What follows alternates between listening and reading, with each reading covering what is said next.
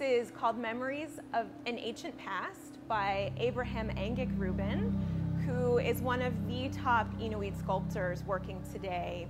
Absolutely. Abraham attended the University of Alaska, where he studied art-making techniques. And so he really is a formally trained artist. And it shows in his work. It's just astonishing, his skill level.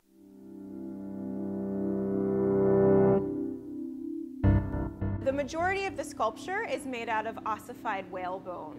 This is the base of the skull of a bowhead whale. Abraham estimates that it's about 200 years old. It's impossible to carve fresh whalebone. The aging process that happens here makes Abraham able to get this very, very fine amount of detail into the work without it cracking or leaking oil. He's really using every inch of the material to tell the interesting and intricate history of the Inuvialuit people, which is something that many of us do not get to know enough about. What he's done is he's divided it up sort of along the center line, and on this side, he's carved a traditional shaman.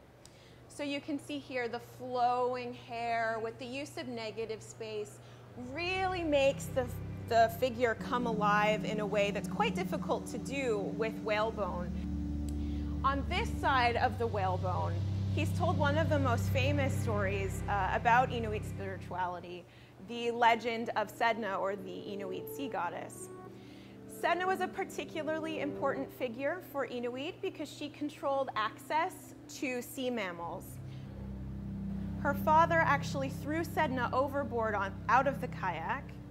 She clung onto the side with her hands, and individually he cut off her fingers one by one at the joint. Her fingers floated down into the sea and became these sea mammals that we see here, the seals and the fish. And that's why in this version you see that her fingers have been cut off here. They're a bit stubby, they're not proportional. This is such an incredible version of this story. It's very rare that you actually see depictions of the violence that Sedna endured before she transformed into the sea goddess. And to see this pivotal moment of her reaching her strength really speaks to me personally, because it really does demonstrate the sort of resiliency of the story that he's telling of Inuvialuit culture in the Western Arctic.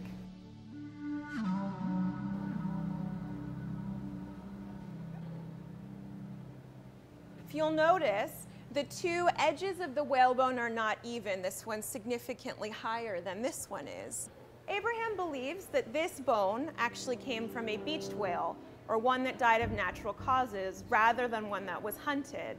So the whale would have floated up onto the shore, where the sea ice would push it up and drag it back down every summer and winter. As that happened, part of the whalebone began to wear away. So what you see here is about 200 years of dragging this piece of bone against the Arctic Sea.